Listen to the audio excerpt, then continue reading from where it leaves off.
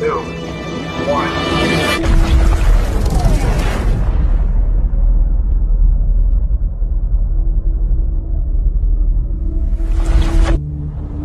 First 1/1,000,000th of a second after nuclear detonation, the heat is already so extreme that a ball of plasma forms. It's a fireball so hot it reduces everything inside it to subatomic particles. The core of our star is 15 million degrees Celsius, making it the hottest point in the entire solar system. But for a brief moment in time, it becomes the second hottest point because the core of a nuclear fireball can reach 100 million degrees. To put that in perspective, that's 20,000 times hotter than the vaporization point of diamond, one of the most resilient materials in the entire universe. So it doesn't matter if you're in a fridge or a bunker made of diamond, if you're inside of this fireball, you will get deleted from existence. All of this heat radiates outward at the speed of light, instantly scorching anything unfortunate enough to be within view. This real test footage shows the paint getting vaporized at the moment of detonation. It's quite literally a laser engraver, but like everywhere.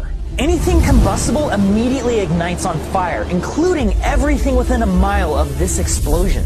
All the people within a mile and a half would receive third-degree burns. It's a burn so bad you don't even feel it. And looking at this test footage, what I find fascinating is that it's not actually windy. What we're seeing is the heat of the nuke pushing the smoke away like it's the solar wind or something. It's just that intense. The shockwave is a sphere of high-pressure air that expands outward faster than the speed of sound. In fact, this shockwave is so powerful, it levels up into something even deadlier. When it hits the ground, it reflects back up to recombine with itself, forming what's called a Mach stem. It gives the shockwave a razor's edge, shaving the city down to rubble. It's been a few seconds at this point, but the explosion is still happening! The shockwave leaves behind a pressure vacuum which sucks all the air back in with hurricane-force winds. It's not as strong as the initial shockwave, but this is more insidious. Rushing air feeds the flames, which create fire tornadoes that swell to hundreds of feet high. This terrifying reality is called a firestorm and is exactly what happened to Hiroshima. It was a city made almost entirely of wood.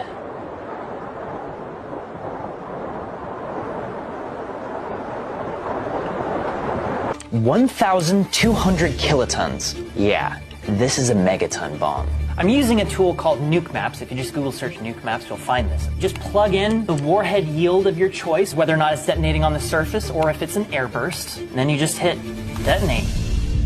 This is the fireball, this is the strongest part of the shockwave, and this signifies where everyone gets third-degree burns. This is what the Trinity explosion would look like in downtown LA, but if I put in the B-83 of 1,200 kilotons, that detonation would look like this. It's like almost 2 miles wide, just the fireball. Now the B-83 is just the most powerful nuke that we currently have in our arsenal. We've tested many more powerful nukes. For instance, the Russians tested the Tsar Bomba, which was a 50 megaton bomb. And this would literally destroy the entirety of Los Angeles. I just turned on the casualties. Estimated casualties are about 3 million people.